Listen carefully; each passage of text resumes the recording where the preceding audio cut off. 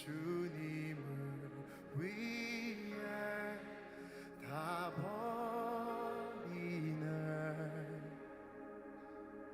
내 안에 가장 귀한 것 주님을 알리라. 모든 것 되시며 의와 Shalom. When I was in South Korea, I was believer in Chunghan Presbyterian Church. When I back in Pakistan, I have been establishing a church here. 주안교회 성도 여러분, 외국인 선교국에서 이러한 놀라운 사역에 동참하지 않으시겠습니까? 주안교회 성도 여러분, 친절한 말과 따뜻한 섬김에 항상 감사드립니다. 우리 외국인 선교구는 여러분과 함께 하나님을 예배하고 하나님을 찬양하고 있습니다. 사랑합니다. 사랑합니다. 주님 더 알기 원합니다. Spring of love, joy and peace. You breathe your life in me. Patiently. Anak-anak muda memenangkan angkatannya. Kebenaran yang tidak dikompromi, menolak untuk serupa dengan dunia, dan berkomitmen dengan kehidupan, penyembahan, dan doa yang nyata. Army of God menjadi bukti bahwa firman Tuhan tetap relevan sepanjang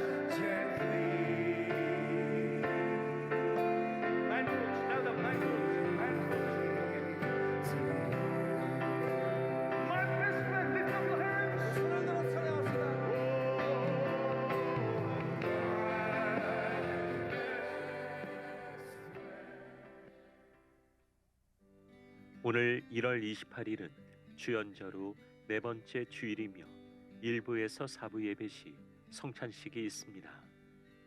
오늘 블레싱 예배는 가족을 위한 선교적 삶의 실천으로 블레싱 가정 예배로 드려지게 됩니다. 이 시간에는 온 가족이 함께 모여 가정 예배를 드리거나 믿지 않는 가족을 찾아가서 사랑으로 섬기고 복음을 전하는 시간을 가지시기 바랍니다. 2월 주안원가족 새벽 기도회가 2월 3일 오전 6시에 있습니다. 강사는 김상임 목사로 그러나 하나님은 이라는 제아의 말씀을 전해주십니다. 자녀들을 위한 축복 안수 기도 시간이 있습니다. 온 가족이 함께 나와 기도로 승리하는 2월이 되시기 바랍니다. 남성교회 협의회에서 2월 3일 오전 8시 20분 당회실에서 전달식을 진행 후 오전 10시 30분에 인천시 미추홀구 하객동 일대에서 사랑의 연탄 나눔을 실시합니다. 남성교회 성도분들은 연탄 기부 및 나눔 행사에 많은 참여와 협조를 부탁드립니다. 기부 및 헌신은 각 남성교회 임원에게 접수 부탁드립니다. 분립개척교회, 계양주안교회에서 함께 헌신할 봉사자를 모집합니다. 분립개척교회, 계양주안교회 동역자들을 위한 디딤돌 예배는 매주일 오후 3시 주안빌딩 4층 예배실에서 진행됩니다. 분립개척교회, 계양주안교회를 위해서 함께 기도해 주시기 바랍니다. 부평교육국 신입교사 교육이 2월 3일부터 3월 10일까지 매주 토요일과 주일에 실시됩니다. 신입교사 및 교사를 지원하는 분들의 많은 참여 바랍니다. 주안성전 터치 금성 주차 봉사자, 세레브 봉사자, 주사랑 찬양대와 샬롬 찬양대 봉사자와 크리스천 심리케어 전문가 양성가정에서 신입생을 모집합니다. 지금까지 교회 소식이었습니다. 이외의 자세한 사항은 주보를 참조하시기를 바랍니다. 할렐루야. 네, 가장 복된 자리, 예배 자리에 잘 나오셨습니다. 여러분 어떤 모습으로 예배 드리실 거예요? 오늘 어떤 마음으로 이 자리에 나오셨습니까? 하나님을 최고로 높여드리시기 위해 나오셨죠. 그러신 줄로 믿습니다. 이 시간 주님의 강한 임재를 구하면서 우리의 마음을 다해 우리 한 분 하나님만을 찬송하는 시간 되기를 간절히 원합니다. 우리 마음을 다하면서 찬양하겠습니다.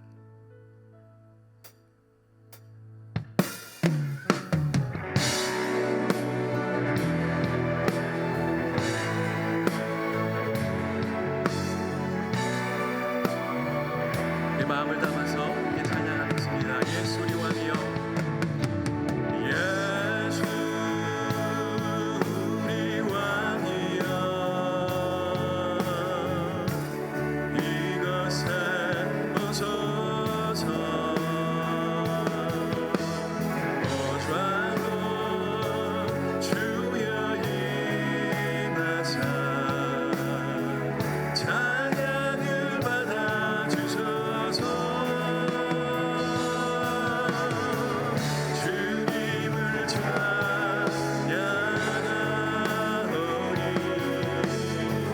주님을 경배하오니 왕이신 예수여 오셔서 좌정하사 다스리소서. 주님을 찬양하오니 주님을 찬양하오니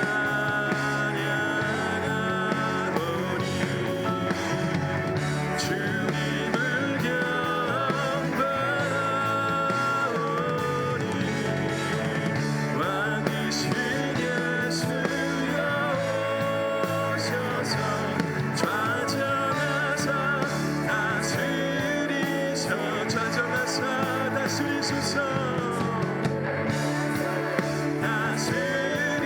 좌정하사 다스리소서.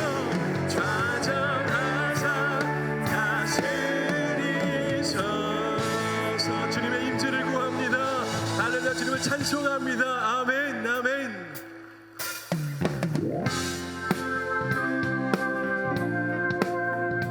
힘차는 박수를 하나님께 드리십시다.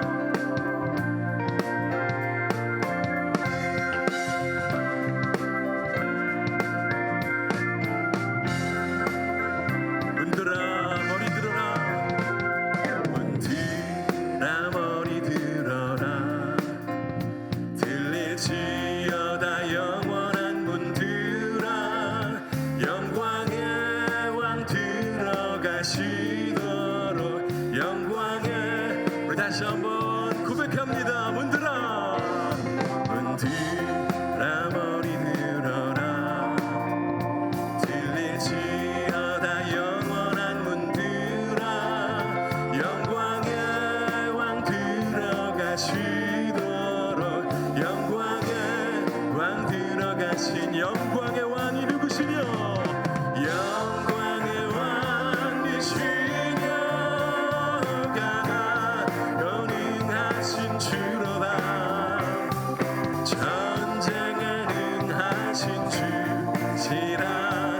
다 찬양 위대한 크신 박수로 하나님께 영광을 돌립니다. 할렐루야. 다시 한번 문들아, 문들아 머리 들어라.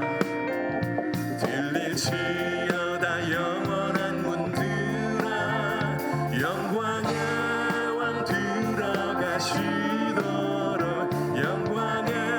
우리 다시 한번요. 문들아, 문들아 머리 들어라.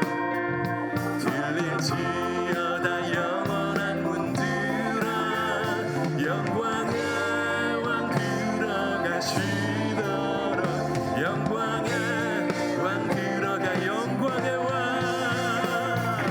영광의 왕이시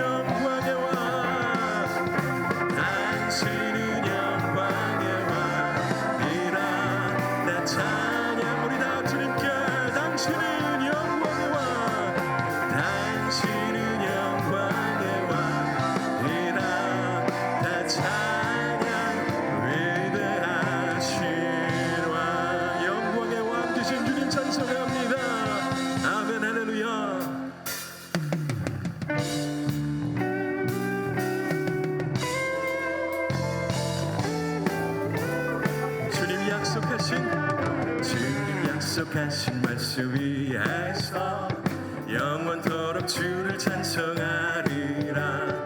저리 높여 주께 영광 돌리며 약속 믿고 다시 한번 주님 약속하신 말씀 위에서 영원토록 주를 찬송하리라. 소리 높여 주께 영광 돌리며 약속 믿고 굳게 서리라. 굳게 서리. 영원하신 말씀 위에 굳게 서리. 굳게 서리. 그 말씀 위에 굳게 주님 약속하신 말씀 위에 세상 염려 나의 용감하게 약속 믿고 굳게 서리라. 굳게 서리. 굳게 서리. 영원하신 말씀 위에 굳게 서리. 굳게 서리. 그 말씀 위에 굳게 서리. 주님 약속하신 말씀 영원하신 주의 사랑 힘입고 성령으로 힘써 싸워 이기며 우리 4절을 고백합시다. 주님 약속하신 말씀 위에서 성령 인도하는 대로 행하며 주님 품에 항상 안식 얻으며 약속 믿고 굳게 서리라. 굳게 서리. 굳게 서리. 영원하신 말씀 위에 굳게 서리.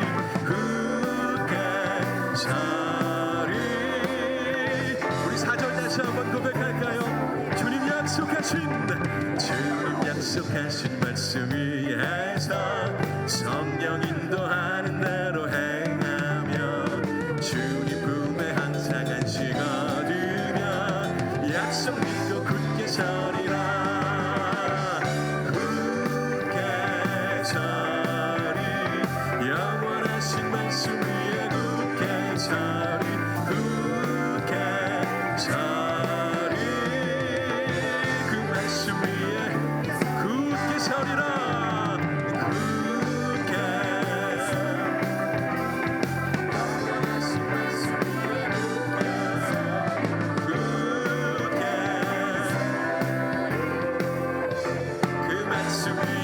다시 한번 굳게 서리라. 굳게 서리. 영원하신 말씀 위에 굳게 서리. 굳게 서리. 그 말씀 위에 굳게 서리라. 주님의 약속하신 그 말씀에 우리가 서길 소원합니다. 할렐루야. 그 길을 걸어가겠습니다. 아멘.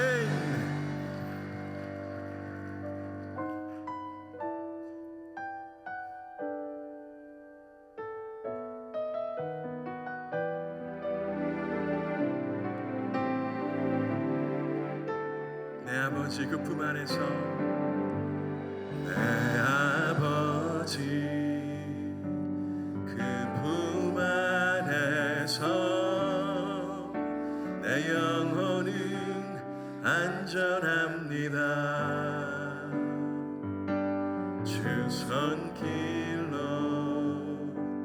내 삶을 안으시니 그 평강이 나를 덮습니다. 내 아버지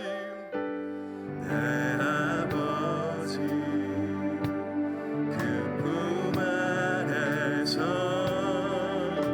내 영혼은 안전합니다. 주 손길로 내 삶을 안으시니 그 평강이. 우리 다시 한번 이름으로 고백하길 원합니다. 내 아버지 그 품 안에서 내 아버지 그 품 안에서 내 영혼은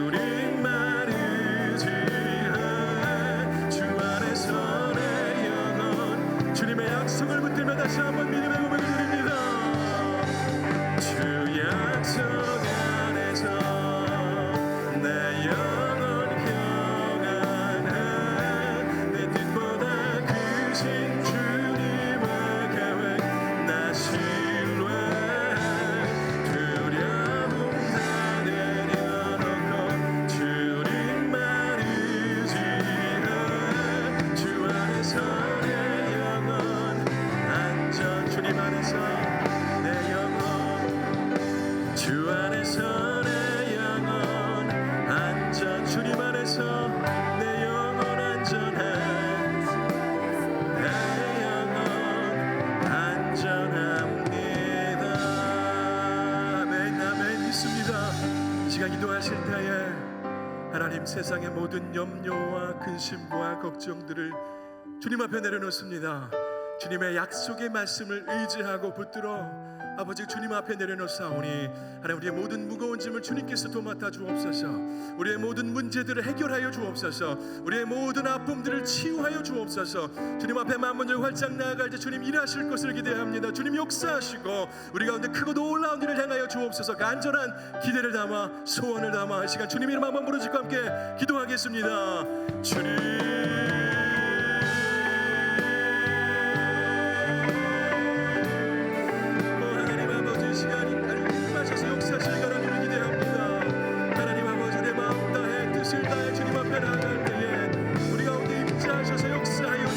세상의 모든 근심과 걱정들 다 주님 앞에 내려놓사오니 주님 말씀으로 아버지 회복하여 주시고 우리를 새롭게 하여 주시길 간절히 원합니다. 주님 일하여 주옵소서. 이 시간 우리 가운데 함께 하시다 일하여 주옵소서.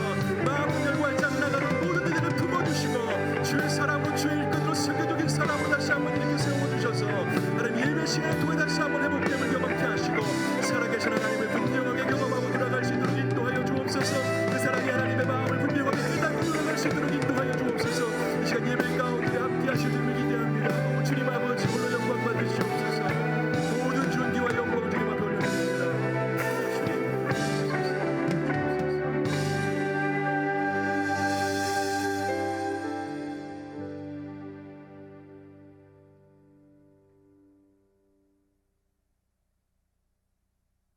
그들이 사도의 가르침을 받아 서로 교제하고 떡을 떼며 오로지 기도하기를 힘쓰니라. 사람마다 두려워하는데 사도들로 말미암아 기사와 표적이 많이 나타나니 믿는 사람이 다 함께 있어 모든 물건을 서로 통용하고 또 재산과 소유를 팔아 각 사람의 필요를 따라 나눠주며 날마다 마음을 같이하여 성전에 모이기를 힘쓰고 집에서 떡을 떼며 기쁨과 순전한 마음으로 음식을 먹고 하나님을 찬미하며 또 온 백성에게 칭송을 받으니 주께서 구원받는 사람을 날마다 더하게 하시니라.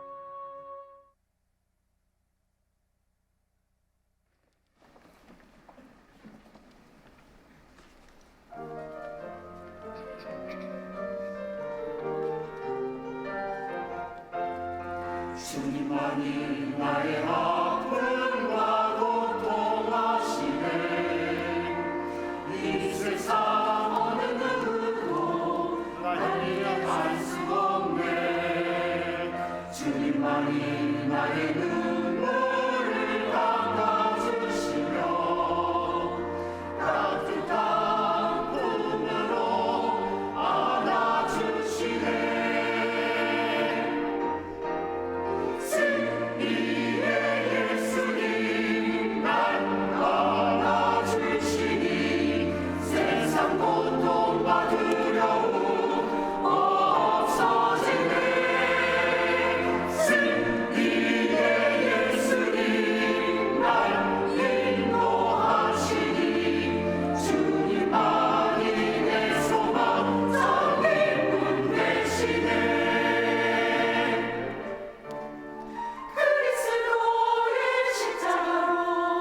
사탄의 권세 짓밟아 이기신 주 예수 그리스도 승리하셨네. 내가 주님을 신뢰하고 주님을 찬양합니다.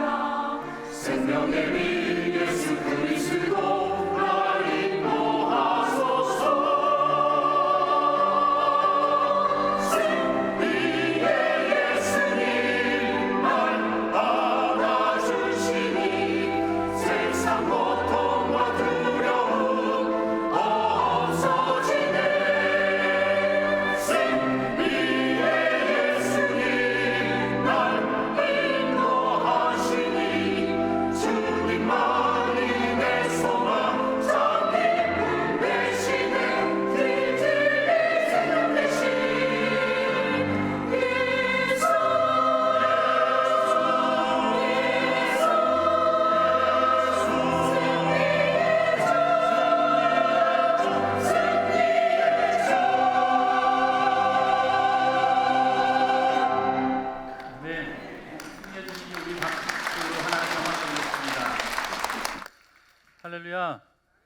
할렐루야. 날마다 승리하십시오.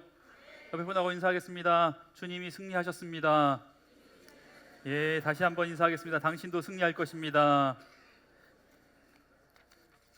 예, 광고 하나 하겠습니다. 오늘은 설교 후에 성찬 예식이 있습니다. 코로나 이후에 저희가 성찬 방식을 떡과 잔을 돌리는 방식에서 성도님들이 앞으로 나와서 떡에 포도주에 떡을 적시는 방식으로 변경했습니다. 여러분, 이렇게 성찬 방식을 변경한 이유가 하나님께서 창조하신 지구 회복 프로젝트인 멋지구나 캠페인을 교회가 먼저 나서서 실천해야 되겠다라는 생각입니다. 여러분, 한번 저희가 예전처럼 이렇게 잔을 돌리잖아요. 그럼 플라스틱 컵이 10,000개가 넘게 나옵니다. 그래서 그렇게 한 거고요.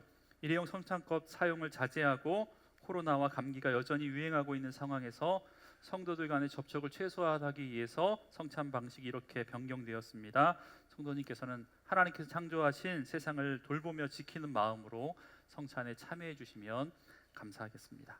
아셨죠? 기도하겠습니다. 하나님, 오늘도 우리를 주의 전에 불러주셔서 감사합니다.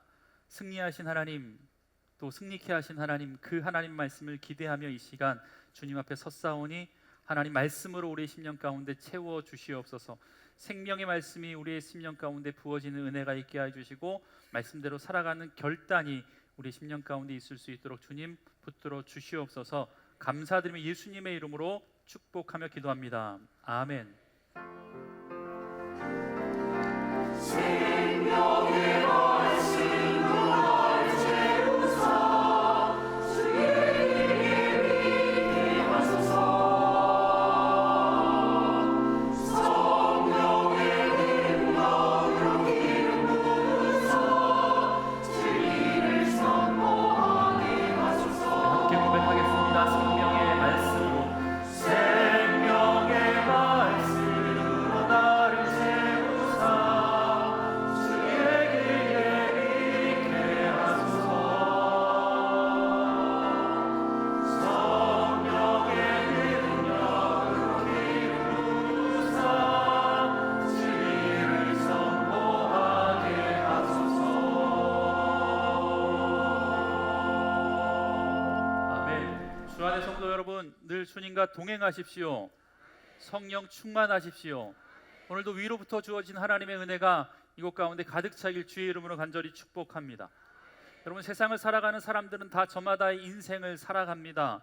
잘 살고 못 살고를 떠나서 아름다운 인생을 살고 싶은 것이 우리의 소망입니다. 여러분, 그런데 그럼에도 불구하고 인간답지 않고 사람답지 않은 삶을 살아가는 사람들이 있습니다. 교회도 마찬가지입니다. 저마다 십자가를 붙이고 예배당을 짓고 하지만 교회다운 교회가 있는 반면에 교회답지 않는 교회가 있는 것 같습니다. 그래서 이 땅에 존재하는 모든 교회는 각자 다르겠지만 똑같은 동일한 꿈과 비전이 있습니다. 그 비전이 뭐냐면, 비전을 나타내는 슬로건과 여러 가지 표가 다르겠지만 그들이 꿈꾸는 건 교회다운 교회를 꿈꾸는 것 아니겠습니까? 다른 말로 이야기하면 초대교회로 돌아가자라는 것이 우리가 원하는, 이 땅의 교회가 원하는 목표라고 생각이 됩니다. 여러분, 그래서 교회마다 어떻게 하면 초대교회로 회복할 수 있을까 고민을 합니다. 여러분, 우리 교회가 추구하는 선교적 교회, 선교적 삶도 같은 맥락이라고 생각이 됩니다. 선교적 삶을 살아가고 선교적 교회가 된다라는 의미는 마치 사도행전에 나왔던 초대교회 모습으로 돌아가는 것과 마찬가지입니다. 여러분, 오늘 우리에게 주시는 말씀을 통해서요, 초대교회로의 회복을 꿈꾸는 주한교회와 특별히 주를 그리스도로 고백하는 저와 여러분, 하나님의 몸된 교회인 저와 여러분들이 한 분 한 분이 초대교회의 영성을 회복하고 아름다움을 회복할 수 있는 복된 시간 되었으면 좋겠습니다. 여러분, 오늘 본문의 시작은 그들이라고 하면서 오늘 본문이 시작이 됩니다. 그렇다면 여기에 등장하는 그들이란 누구일까요? 그들 누굴까요? 여러분, 120명의 마가의 다락방에 모였던 사람입니까? 아닙니다. 그들은 바로 윗절에 등장하는 새롭게 세례를 받고 그리스도의 제자가 된 사람들을 의미합니다. 그런데 그 수가 몇 명이냐면 3,000이다라고 이야기합니다. 여러분 3,000명이 갑자기 어디서 나온 거예요? 지난주 우리가 120명이 마가의 다락방에 모였다까지 설교를 들었는데 몇 절 건너뛰니까 지금 세례를 받은 사람이 몇 명이라고요? 3,000명이 됐대요. 자, 여러분 그 사이에 오늘 읽었던 본문과 지난주 본문 사이에 한 단락이 빠졌는데 그 단락이 뭐냐면 베드로의 설교입니다. 성령이 충만함을 받은 베드로가 사람들 사이에서 일어나 하나님의 말씀을 증거하는 장면이 우리가 읽지 않았지만 그 윗절의 말씀입니다. 그런데 여러분 이 말씀을 듣고요 회개하고 세례를 받았던 사람이 3,000명이었다라고 성경은 이야기하고 있어요. 41절 그 말을 베드로의 설교죠. 그 말을 받은 사람들은 세례를 받음에 이 날에 신도의 수가 3,000이나 더하더라. 여러분 오순절 마가의 다락방에 성령이 임하셨습니다. 그런 상황에서 베드로가 설교하는데 그 설교의 내용이 과연 어떠했길래 갑자기 3,000명이나 세례받는 역사가 일어났을까? 제 입장에서는 굉장히 부럽습니다. 여러분 3,000명은 고사하고 3명 회개시키기가 얼마나 어려운지 여러분 아시잖아요. 예, 그렇습니다.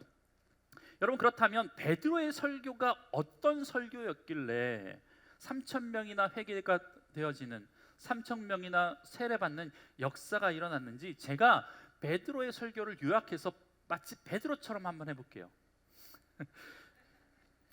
아셨죠? 베드로라고 생각하세요?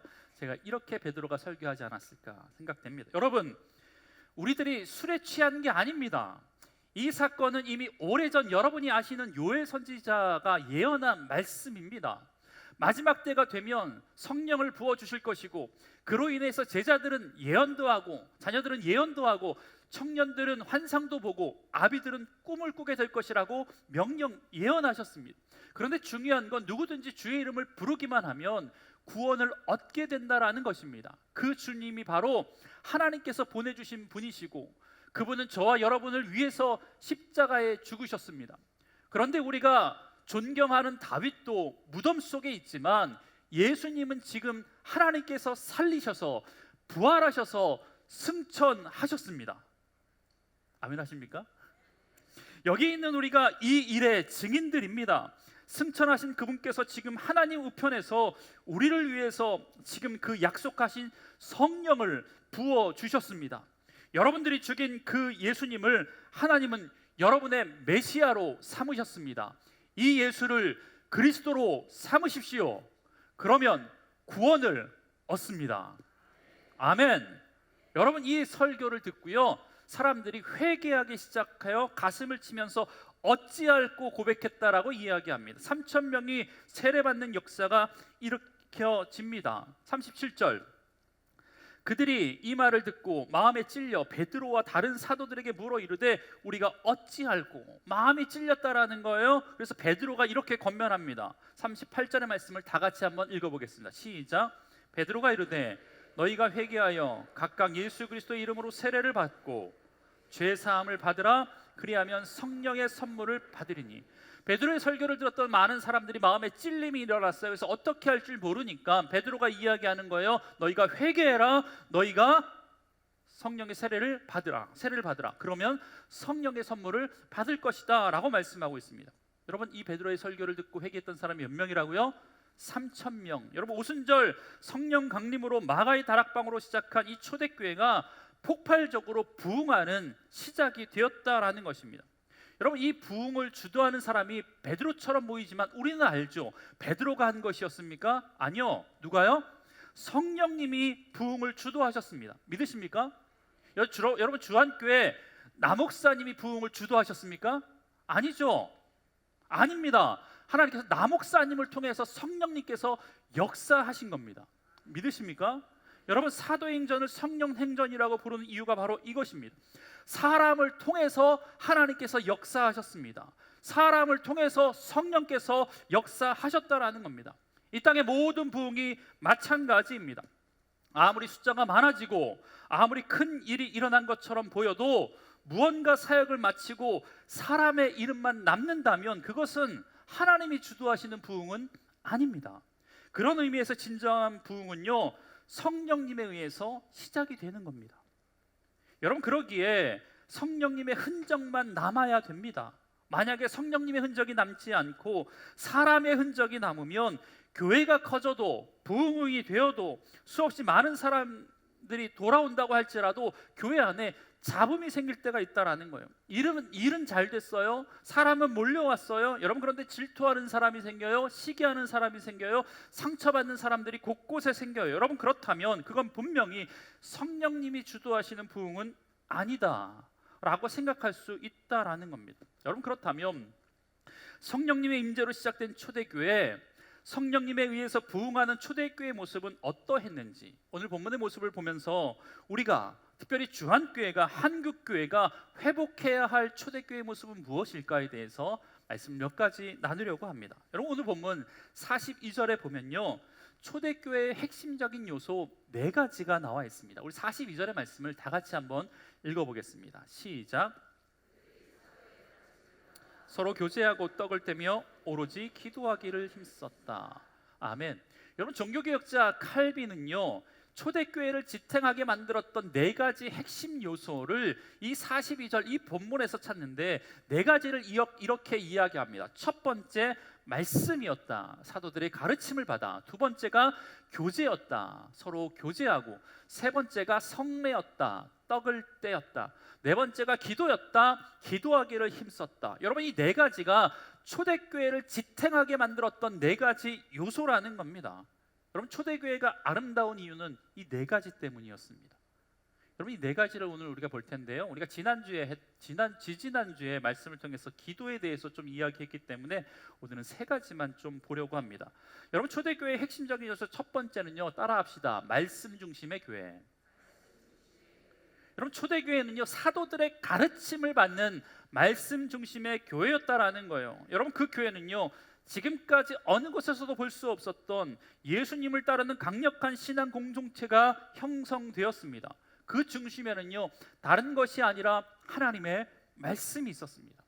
즉, 사도들의 가르침이 있었다라는 거예요. 오늘 본문에 보니까 사도의 가르침을 받아라고 되어 있는데, 여러분, 여기서 사도라는 말은요, 아포스톨로스의 복수형 아포스톨론이라고 이야기하면서 사도를 복수로 지금 표현하고 있습니다. 여러분, 맞죠? 사도가 몇 명인데? 12명이잖아요. 12명이 사도이기 때문에 사실 정확하게 표현하자면 사도들이 맞습니다.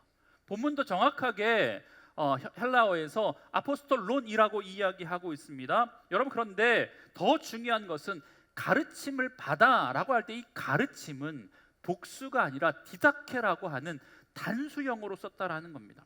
여러분, 이 단순한 문장이 나타내주는 중요한 진리가 있는데 그게 뭐냐면 바로 12명의 사도들이 모두 각자에게 주셨던 은사를 가지고 가르쳤는데 그들의 가르침이 다른 게 아니라는 거예요. 한 가지를 가르쳤다라는 것을 의미합니다. 여러분, 그렇다면 12명의 제자들이 가르쳤던 그 한 가지의 내용이 뭘까? 한마디로 이야기하면 뭐겠습니까? 뭘까요? 복음이죠. 복음. 하나님 나라죠. 여러분, 예수님께서 3년 동안 제자들과 함께 가르치셨던 그 내용이요, 예수님께서 부활하셔서 40일 동안 이 땅 가운데 사시면서 제자들에게 다시 한번 강조했던 내용은 다른 게 아니었습니다. 사도들이 지금 자신의 생각을 가르쳤던 것이 아닙니다. 자신들의 사상을 가르쳤던 것은 더더욱 아닙니다. 그들이 가르친 것은 하나님 나라에 대한 말씀이었고 예수 그리스도에 대한 복음이었다라고 이해할 수 있습니다. 여러분, 초대교회로 돌아가자, 우리가 초대교회 모습을 회복하자라고 할 때 가장 먼저 회복되어야 될 것은 다른 것이 아니라 많은 사도들이 한 입으로 말했던 오직 하나님의 나라에 대한 말씀, 오직 예수 그리스도의 십자가에 대한 말씀, 그 복음이어야 될 줄 믿습니다. 강단에서 그게 회복되어질 때 한국교회가 다시 한번 초대교회로 돌아가는 시작이 된다라는 겁니다. 여러분, 한국교회에서 강단에서 선포되어지는 말씀 중에 청중을 사로잡는 말씀이 많이 있어요. 재밌는 말씀도 많이 있어요. 인기 있는 목사님도 많이 있습니다. 여러분, 많은 사람이 그런 건 아니지만 강단에서 복음이 아니라 기업인들 세미나에서 들을 법한 삶의 성공에 관한 이야기, 처세술에 관한 강의를 마치 설교인 듯 하나님의 말씀인 듯 포장하면서 말씀을 전하는 사람들이 많이 계십니다. 여러분, 초대교회의 순수성이 유지되고 초대교회가 강력한 하나님 나라의 공동체로 지속될 수 있었던 이유는 누가 뭐래도 베드로의 설교처럼 모든 사도가 한 마음으로 한 입으로 예수 그리스도에 관한 복음, 하나님 나라에 관한 복음, 그 말씀을 선포했기 때문인 줄 믿습니다. 여러분, 바라건대 주한교회가, 이 강단이 하나님의 복음만, 하나님의 말씀만 선포되어지는 믿음의 강단 되길 주의 이름으로 간절히 축복합니다. 여러분, 그런 의미에서 우리 교육자들, 특별히 말씀 사역을 위해서 여러분 꼭 기도해 주시길 바랍니다.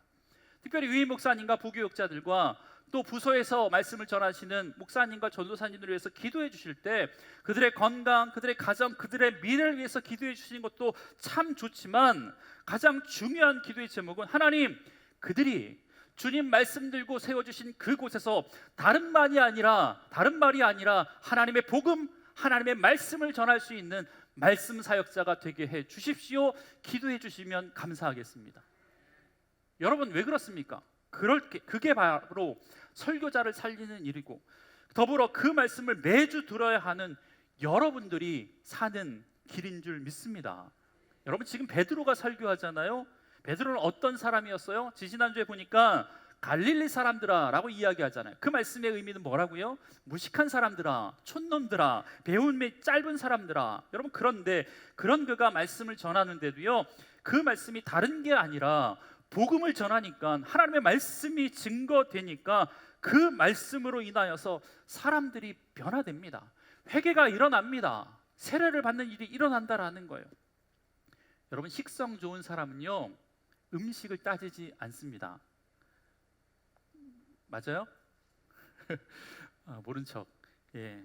여러분, 마찬가지로요, 성령에 충만한 사람들은요, 말씀 듣는데, 가르침을 받는데 따지지 않습니다.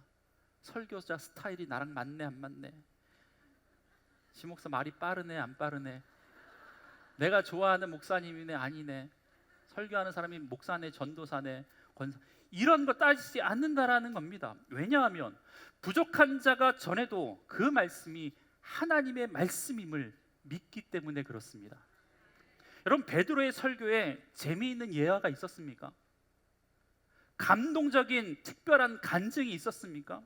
세상을 잘 살고자 하는 삶의 지혜를 가르쳐 줬습니까? 아니요. 여러분, 그런데도 그 하나님의 말씀, 딱딱해 보이고 건조해 보이는 그 하나님의 말씀을 전했는데 그 말씀이, 복음이 그들에게 심겨주니까 사람들이 변하기 시작했다라는 겁니다. 여러분, 설교자들이요, 설교를 준비하면서 참 많은 유혹을 받습니다. 뭐냐면, 어떤 재미있는 이야기를 전해야 할까? 어떤 재미있는 예화를 쓸까? 어떤 감동적인 예화를 써야 될까? 뭐 그래요. 그럼 저는 그럴까 안 그럴까요? 그렇죠. 컴퓨터를 보다가, 여러분, 심지어 설교자들이요, 성경을 본문을 읽기 전에 관련된 유머집을 읽는 분들도 있어요. 설교자를 위한 유머집, 이런 거 예전에 많이 있었거든요. 네. 여러분, 저도 그래요. 컴퓨터를 보다가 재미있는 거 보면요, 이거 언제 써먹지? 심지어 그거 써먹으려고 거기에 본문을 맞출까라는 유혹이 들 때가 있습니다. 설교랑 연결되는 거 하나라도 찾아서 써먹으려고 얼마나 애쓰는지 모릅니다. 여러분, 지난주에 제가 이런 거 봤어요. 그래서 언젠가 써먹어야지 하고 적어놨는데 사실 본문과 상관없는데 이 말이 나오니까 이거 한번 써먹는 거예요. 자, 여러분, 며느리들 집에 시어머니가 며느리 집에 올 때 며느리가 집에서 부르는 찬송이 뭔지 아십니까? 즐겨 부르는 찬송이? 모르시죠? 시어머니가 오고 있어. 며느리들이 부르는 찬송 뭔지 모르시죠? 예수가 함께 계시니 시험이 오나 겁없네. 시험이가 와도 겁없어. 왜? 예수가 함께 계시니. 여러분, 설교자가 이런 거 한 주 동안 연구해야 되겠습니까? 이런 거 써먹으려고 연구해야 되겠습니까? 안 되죠.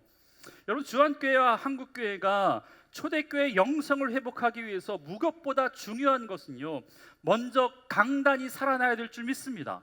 하나님의 말씀이 강단마다 선포되어야 될 줄 믿습니다. 세상적 선곡의 방법이 아니라, 처세술이 아니라 그리스도의 복음이 선포되어지고 구원에 대한 진리의 말씀이 선포되어질 때 그게 바로 아름다운 초대교회의 모습으로 회복되어지는 방법입니다. 여러분, 그래서 목사님들을 위해서 꼭 그렇게 기도해 주시길 바랍니다. 두 번째, 초대교회의 핵심적인 요소는요, 교제하는 교회였습니다. 따라합시다. 교제하는 교회. 여러분, 교회 공동체 안에서 교제가 차지하는 부분은요, 참 중요합니다. 믿음의 길을 시작하면서 처음부터 복음에 대해서 이해되어지고 믿어지고 성령의 충만함을 받아서 신앙생활하는 사람이 어디 있겠습니까? 여러분, 그런데 그 사람들이 주변의 사람의 권면으로 왔든 가족들의 협박으로 왔든 일단 교회에 온 사람들이요, 그 공동체 안에서 정착하기까지는 하나님의 이끄심도 분명히 필요하지만 보이지 않는 하나님 대신 마치 하나님처럼, 예수님처럼 옆에서 함께 있어주고 함께 웃어주고 함께 울어주면서 기도하는 성도들이 필요하다라는 겁니다. 여러분, 그런 의미에서 본다면요, 교회 안에서의 교제는요 상당히 중요합니다. 물론 그 교제가 세상적인 친교와는 구분되어야 되는 것이 맞습니다. 똑같이 밥 먹고 똑같이 차 마시고 둥글게 앉아서 이야기를 하면서 울고 웃어도 믿음의 공동체 안에서의 교제는 세상에서의 누릴 수 있는 교제와 달라야 되는 것 아닙니까? 여러분, 여기서 말하는 교제는요, 헬라어로 코이노니아입니다. 많이 들어보셨죠? 여러분, 그런데 이 코이노니아, 교제라고 번역된 이 코이노니아는 다른 성경에서는 어떻게 사용되어지냐면 사귀다 혹은 때로는 헌금이라는 말도 사용되어지고 때로는 동정하다라는 말로 번역됩니다. 그러니까 이 말씀의 의미가 뭐냐면, 여러분, 초대교회 성도들 안에서 있었던 이 교제는 단순한 친교와 사귐을 넘어서 자신의 물질을 사용하면서까지 연약한 자를 동정하며 서로 도왔다라는 것을 의미합니다. 여러분, 이게 초대교회였습니다. 그래서 소위 말하는 유무상통이라고 하는 서로들 간에 각자의 물건을 서로 통용하고 재산을 팔아서 나눠주고 하는 것이 그저 물물 교환했다라는 의미가 아니라, 구제 헌금 많이 했다라는 의미가 아니라 이 자체가 아름다운 교제였다라는 겁니다. 그래서 44절, 믿는 사람이 다 같이 함께 있어 모든 물건을 서로 통용하고, 45절, 또 재산과 소유를 팔아 각 사람의 필요를 따라 나눠주며. 여러분, 여기서 사용되어진 통용하다라는 말씀도요, 코이노니아의 변형인 코이나입니다.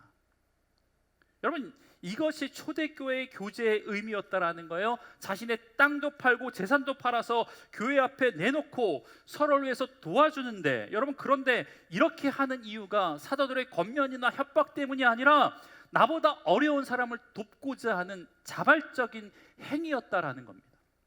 여러분, 물론 초대교회처럼 자기 자신의 재산을 팔아서 서로 도와주는 것이 참다운 교제이니까 우리도 그렇게 해야 된다라고 강요할 수 없습니다.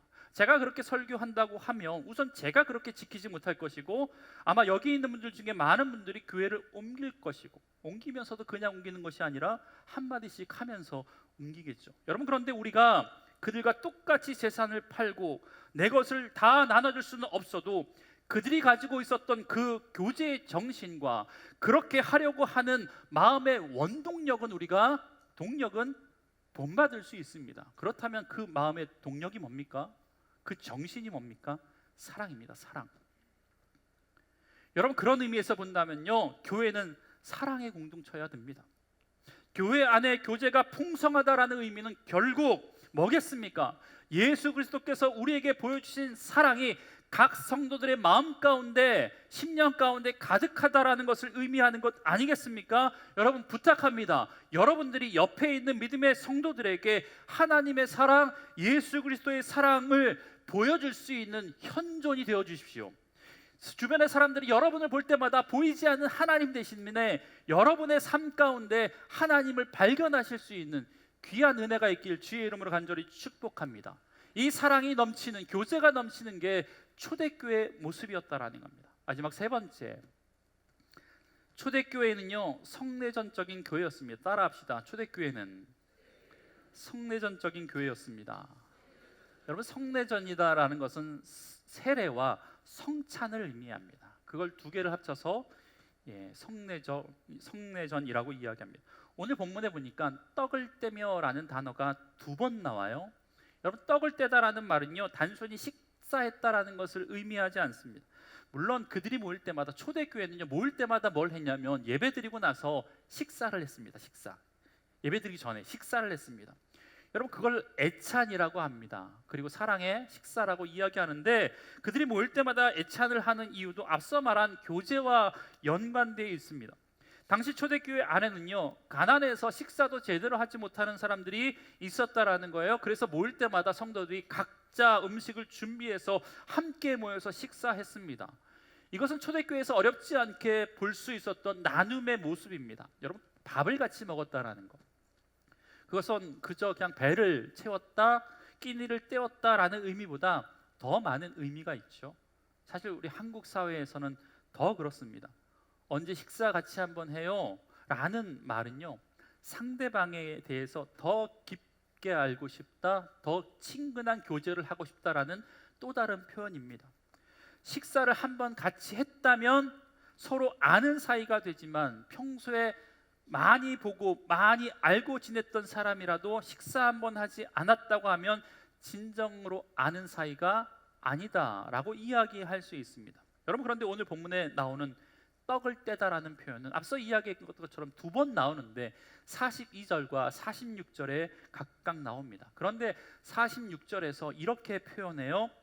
떡을 떼며 기쁨과 순전한 마음으로 음식을 먹고, 그러니까 떡을 떼는 것과 음식을 나누는 것을 구분하고 있어요.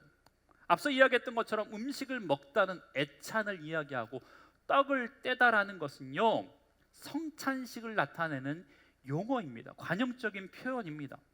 그러니까 초대교회 성도들은요, 모일 때마다 예배와 함께 늘 성찬식을 거행했다라는 것을 알 수 있습니다. 여러분 그렇다면 제가 질문 하나 할게요. 성찬식은 1년에 몇 번 하면 될까요? 그게 좋을까요? 우리 교회처럼 서너 번 하는 게 좋을까요? 아니면 천주교회처럼 매일 매 미사마다 하는 게 좋을까요? 뭐가 좋을까요? 예, 준비하는 분들에게는 굉장히 귀찮은 일이기 때문에 가끔 하는 게 좋겠지만 성경적으로 본다면 아마 매번 하는 것이, 자주 하는 것이 보다 더 성경적이라고 이야기할 수 있습니다. 그럼 실제 종교개혁가들에 의해서 로마 카톨릭의 부정부패를 고발하고 여러 가지 제도를 바꾸면서 종교개혁을 했던 것은 참 잘한 일입니다. 여러분 그런데 개혁을 하느라 계속해서 계승해야 하고 이어져야 할 것들을 버린 것들이 있습니다. 그중 하나가 예배 때마다 진행되었던 성찬식입니다. 그래서 이러한 부분은 어떻게 표현하냐면, 여러분 아이가 더러워졌어요. 아이가 더러워졌어요. 그래서 아이를 목욕시킨 후에 목욕물을 버리면서 아이까지 같이 버린 거예요. 이해되시나요? 카톨릭의 나쁜 것들을 버리면서 버리지 말아야 할 것까지 버린 경우가 있는데 그것 중에 하나가 바로 이 성찬식이라는 겁니다. 물론 우리 입장에서 완전히 버린 건 아니지만 횟수를 늘리면서 성찬의 의미를 더 많이 강조할 필요가 있다라고 종교개혁자들은 늘 이야기하고 있다라는 겁니다. 여러분 초대교회는요, 예배 때마다 말씀을 나누면서 그리스도의 몸으로 대비되는 떡을 떼는, 포도주를 마시는 이 성찬식을 거행했습니다. 여러분 이 성찬식은요, 우리가 아는 것처럼 유월절 만찬에서 예수님께서 제자들과 하셨던 마지막 식사에서 유래하거든요. 그 식사를 하시면서 우리 주님 이렇게 말씀하십니다. 주 예수께서 잡히시던 밤에 떡을 가지사 축사하시고 떼어 이르시되 이것은 너희를 위하는 내 몸이니 이것을 행하여 나를 기념하라 하시고, 또한 그와 같이 잔을 가지시고 이르시되 이 잔은 내 피로 세운 새 언약이니 이것을 행하여 마실 때마다 나를 기념하라 하셨으니 너희가 이 떡을 먹으며 이 잔을 마실 때마다 주의 죽으심을 그가 오실 때까지 전하는 것이니라. 아멘.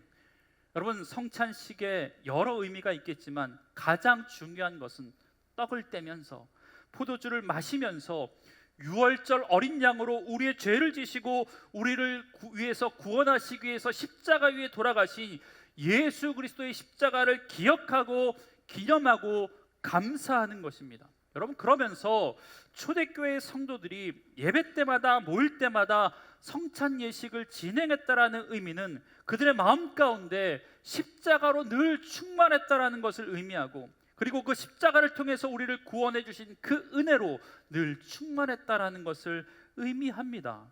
그리고 예수 그리스도의 몸과 피를 먹고 마시면서 우리 모두는 예수 그리스도 안에서 한 피 받아 한 몸 이룬 한 형제임을 고백하는 장소가 바로 그 장소였습니다. 그리고 더 나아가 떡을 뗄 때마다, 피를 마실 때마다 이제 그 십자가의 은혜와 사랑 잊지 않고 부활의 증인되어서 살아가겠습니다라고 결단하는 시간이 바로 성찬의 시간이었습니다.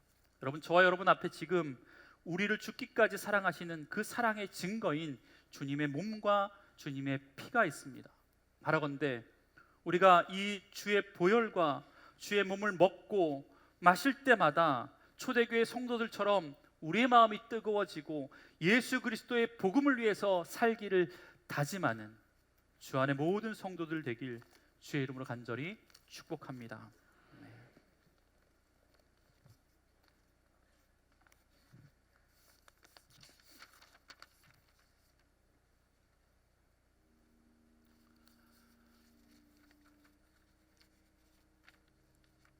여러분, 오늘도 믿음으로 우리가 이 성찬을 받겠습니다. 종교개혁가 칼빈의 말에 의하면 성찬에서 가장 중요한 것은 다른 게 아니라 수찬자의 믿음이다라고 이야기합니다. 성찬을 받는 사람의 믿음이 가장 중요하다라고 이야기하고 있습니다. 바라기는 이 그리스도의 몸과 피가 내가 받을 때, 내가 먹을 때, 내가 마실 때 내 몸에 들어와 우리를 살리고 우리의 삶 가운데 힘과 능력이 될 줄 믿습니다라고 하는 믿음의 고백을 받고 가지고 이 수찬을 한다면 하나님께서 저와 여러분의 삶 가운데 놀랍도록 역사해 주실 줄 믿습니다. 내가 너희에게 전한 것은 주께 받은 것이니 곧 주 예수께서 잡히시던 밤에 떡을 가지사 축사하시고 떼어 이르시되 이것은 너희를 위하는 내 몸이니 이것을 행하여 나를 기념하라 하시고 식후에 또한 그와 같이 잔을 가지시고 이르시되 이 잔은 내 피로 세운 새 언약이니 이것을 행하여 마실 때마다 나를 기념하라 하셨으니 너희가 이 떡을 먹으며 이 잔을 마실 때마다 주의 죽으심을 그가 오실 때까지 전하는 것이니라. 그러므로 누구든지 주의 떡이나 잔을 합당하지 않게 먹고 마시는 자는 주의 몸과 피에 대하여 죄를 짓는 것이니라. 사람이 자기를 살피고 그 후에야 이 떡을 먹고 이 잔을 마실지니 주의 몸을 분별하지 못하고 먹고 마시는 자는 자기의 죄를 먹고 마시는 것이니라. 사랑하는 주 안의 성도 여러분, 예루살렘 초대교회 성도들은요, 십자가의 사랑에 빚진 자로서 그 십자가의 사랑을 전하는 증인으로 부름받은 자신들의 정체성을 그 성찬식을 할 때마다 매번 확인하고 확인했습니다. 그렇기 때문에 초대교인들은 모여서 예배드릴 때마다 성찬식을 거행했습니다. 오늘 이 시간 우리들도 다 함께 주님의 살과 피를 먹고 마시면서 예수님의 사랑을 전하겠습니다라고 하는 다짐이 일어날 수 있는 우리의 삶이 되길 축복합니다. 기도하겠습니다. 주님, 십자가 사랑으로 우리를 사랑하여 주시니 감사드립니다. 지금 여기에 임재하신 성령님을 통하여서 주님의 몸과 보혈의 능력을 경험할 수 있도록 역사하여 주시옵소서. 그리하여 우리 모두가 하나님 나라의 증인으로서의 주님 사역에 헌신할 수 있도록 은혜 베풀어 주시옵소서. 예수님의 이름으로 간절히 기원하옵나이다. 우리 주님께서 잡히시던 날 밤이었습니다. 사랑하는 제자들과 유월절 만찬을 하시면서 떡을 들어 축사하시고 그 떡을 떼시면서 이것은 너희를 위해서 찢기는 내 몸이다, 내 살이다, 받으라 먹으라 말씀하셨습니다. 또 우리 주님께서는 떡을 나누신 후에 잔을 들어 축사하시고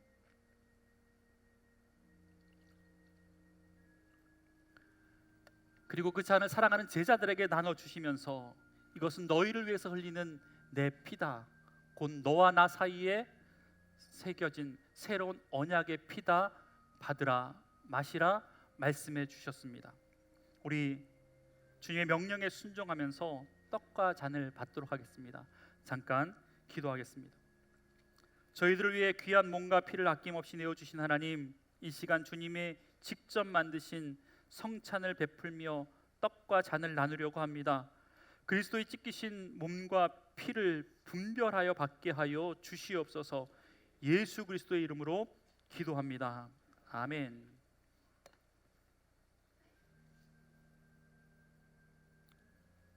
주님의 몸과 피입니다. 주님의 몸과 보혈입니다. 주님의 몸과 보혈입니다. 주님의 몸과 보혈입니다. 주님의 몸과 보혈입니다. 주님의 몸과 보혈입니다. 주님의 몸과 보혈입니다. 주님의 몸과 보혈입니다.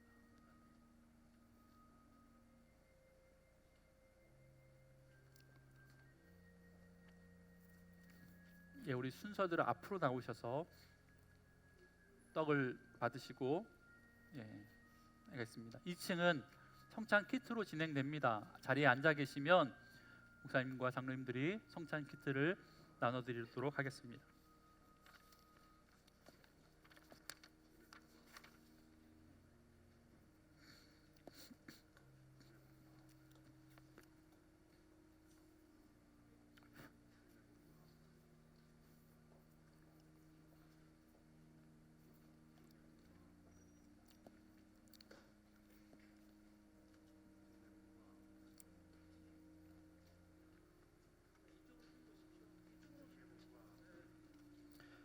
예수께서 이르시되 내가 진실로 진실로 너희에게 이르노니 모세가 너희에게 하늘로부터 떡을 준 것이 아니라 내 아버지께서 너희에게 하늘로부터 참 떡을 주시나니 하나님의 떡은 하늘에서 내려 세상에 생명을 주는 것이니라. 그들이 이르되 주여 이 떡을 항상 우리에게 주소서. 예수께서 이르시되 나는 생명의 떡이니 내게 오는 자는 결코 줄이지 아니할 터이요 나를 믿는 자는 영원히 목마르지 아니하리라. 진실로 진실로 너희에게 이르노니 믿는 자는 영생을 가졌나니 내가 곧 생명의 떡이니라. 너희 조상들은 광야에서 만나를 먹었어도 죽었거니와 이는 하늘에서 내려오는 떡이니 사람으로 하여금 먹고 죽지 아니하게 하는 것이니라. 나는 하늘에서 내려온 살아있는 떡이니 사람이 이 떡을 먹으면 영생하리라. 내가 줄 떡은 곧 세상의 생명을 위한 내 살이니라 하시니라. 예수께서 이르시되 내가 진실로 진실로 너희에게 이르노니 인자의 살을 먹지 아니하고 인자의 피를 마시지 아니하면 너희 속에 생명이 없느니라. 내 살을 먹고 내 피를 마시는 자는 영생을 가졌고 마지막 날에 내가 그를 다시 살리리니 내 살은 참된 양식이요 내 피는 참된 음료로다. 내 살을 먹고 내 피를 마시는 자는 내 안에 거하고 나도 그의 안에 거하나니 살아계신 아버지께서 나를 보내심에 내가 아버지로 말미암아 사는 것 같이 나를 먹는 그 사람도 나로 말미암아 살리라. 이것은 하늘에서 내려온 떡이니 조상들이 먹고도 죽은 그것과 같지 아니하며 이 떡을 먹는 자는 영원히 살리라. 아멘.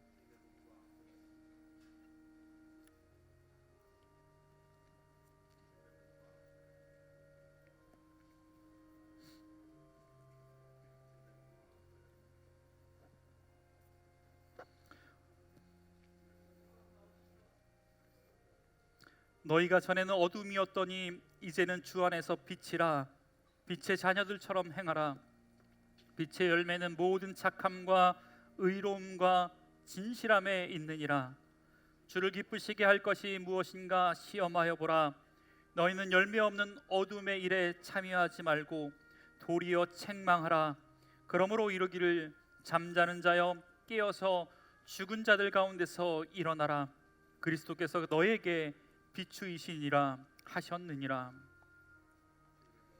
너희는 누룩 없는 자인데 새 덩어리가 되기 위하여 묵은 누룩을 내어버리라. 우리의 유월절 양 곧 그리스도께서 희생되셨느니라.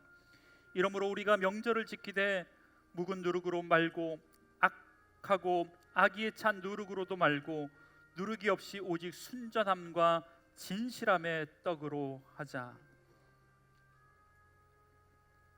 우리가 축복하는 바 축복의 잔은 그리스도의 피에 참여함이 아니며 우리가 떼는 떡은 그리스도의 몸에 참여함이 아니냐. 떡이 하나요 많은 우리가 한 몸이니 이는 우리가 다 한 떡에 참여함이라. 그런즉 너희가 먹든지 마시든지 무엇을 하든지 다 하나님의 영광을 위하여 하라. 유대인에게나 헬라인에게나 하나님의 교회에나 거치는 자가 되지 말고 나와 같이 모든 일에 모든 사람을 기쁘게 하며 자신의 유익을 구하지 아니하고 많은 사람의 유익을 구하여 그들로 구원받게 하라.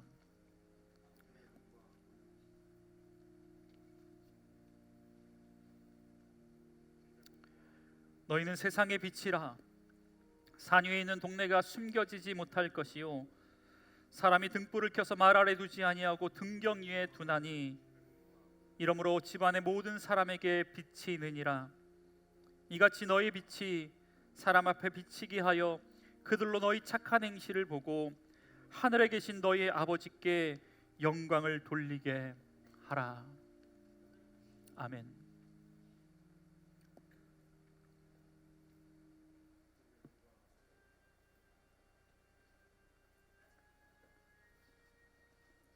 너희가 알거니와 너희 조상이 물려준 헛된 행실에서 대속함을 받는 것은 은이나 금같이 없어질 것으로 된 것이 아니요 오직 흠 없고 점 없는 어린 양 같은 그리스도의 보배로운 피로 된 것이니라. 그는 창세 전부터 미리 알림 바 되시니나 이 말세에 너희를 위하여 나타나신 바 되었으니 너희는 그를 죽은 자 가운데서 살리시고 영광을 주신 하나님을 그리스도로 말미암아 믿는 자니 너희 믿음과 소망이 하나님께 있게 하셨느니라. 아멘. 2층에서 잔을 못 받으신 분 있으시면 손을 들어 표해 주시면 감사하겠습니다.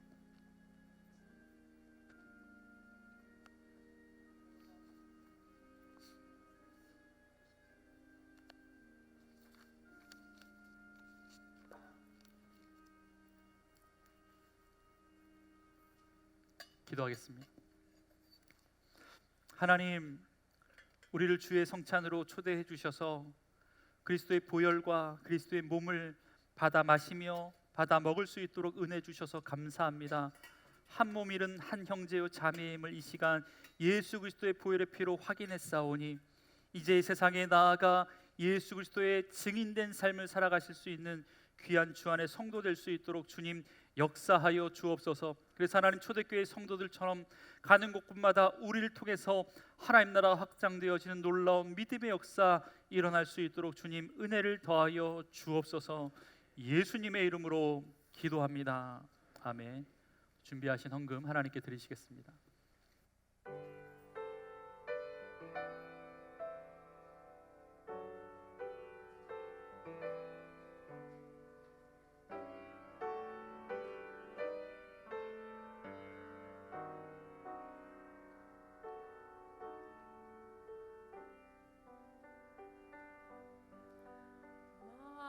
마음이 지쳐서 기도할 수 없고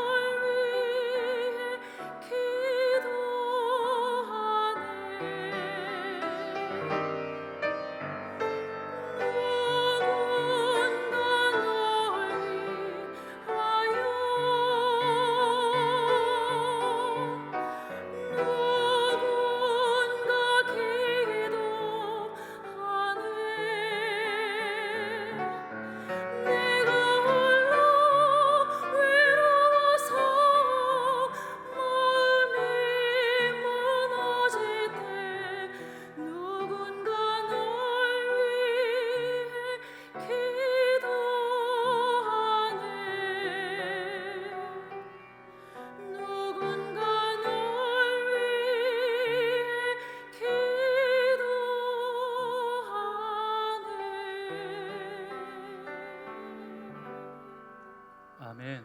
다 함께 일어나셔서 봉헌 찬양하시겠습니다.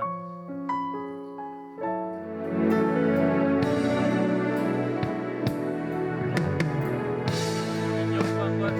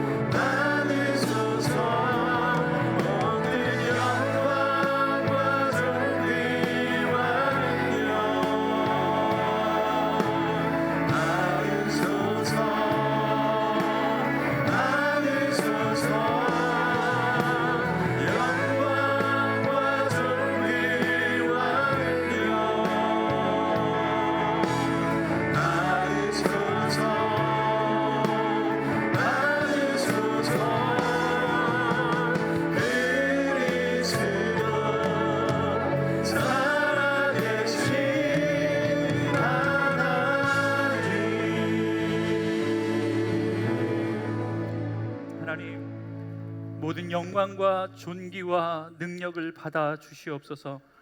우리를 구원해 주신 그 구원의 은혜에 감사하여서 귀한 예물 드리는 손길 하나님께서 기억하여 주시고 하늘의 문을 활짝 열어 주셔서 그들의 삶 가운데 부족함이 없는 놀라운 믿음의 인생 살아갈 수 있도록 주님 역사하여 주시옵소서. 우리의 인생의 주인이 하나님이심을 믿기에 열의 하나를 하나님께 구별하여 올려드립니다. 10개 가지고 사는 인생보다 9개 가지고 살아갈 때도 하나님께서 더 풍성하게 해주실 것을 믿기에 하나님 그 믿음 가지고 드린 예물 하나님께서 기억하여 주시옵소서. 부족하지 않도록 하나님 넘치도록 채워주시옵소서. 그들의 삶 가운데 드림으로 얻을 수 있는 기쁨 마음껏 누릴 수 있도록 주님 역사하여 주시옵소서. 흩어 구제하여도 더욱더 넉넉하게 되어지는 귀한 은혜가 있을 수 있도록 하나님 축복하여 주시옵소서. 여러 가지 목적을 가지고 하나님 앞에 드린 예물 하나님께서 기억하여 주시고 예물이 쓰여지는 곳마다 하나님 나라가 확장되어지게 하여 주옵소서.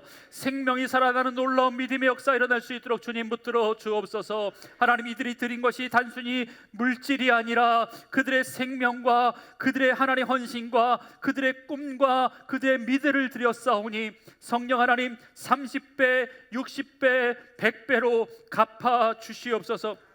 드리지 못한 손길까지도 하나님께서 기억하여 주심으로 말미암아 그들이 하나님 드리면서 얻는 즐거움에 참여하게 하여 주시고 환경과 여건과 믿음을 하나님 허락하여 주시옵소서.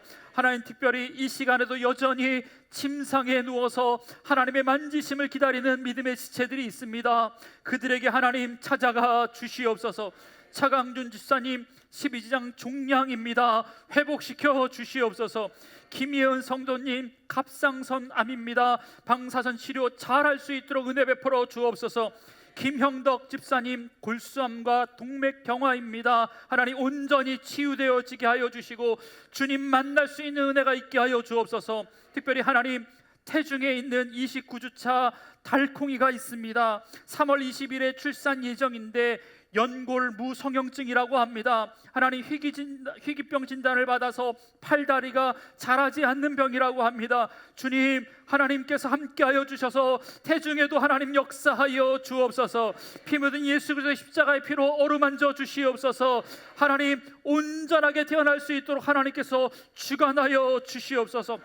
홍지혜 목사님 요가남입니다. 하나님 최명철 집사님 골수 증식 종양입니다.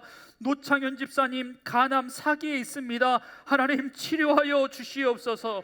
하나님 송명진 공영자 박남형 하나님 아직까지 주님을 알지 못하지만 갑상선 암으로 탈진으로 폐혈증으로 힘든 시기를 보내고 있는데 성령 하나님 그들에게 찾아가 주셔서 육신의 질병을 치유해 주실 뿐만 아니라 영혼까지 하나님 만나 하나님 자녀되는 놀라운 믿음의 역사 일어날 수 있도록 주님 은혜를 더하여 주옵소서. 하나님 내가 나사렛 예수 그리스도의 이름으로 악한 질병의 권세에 계명하노니 다 떠나갈지어다.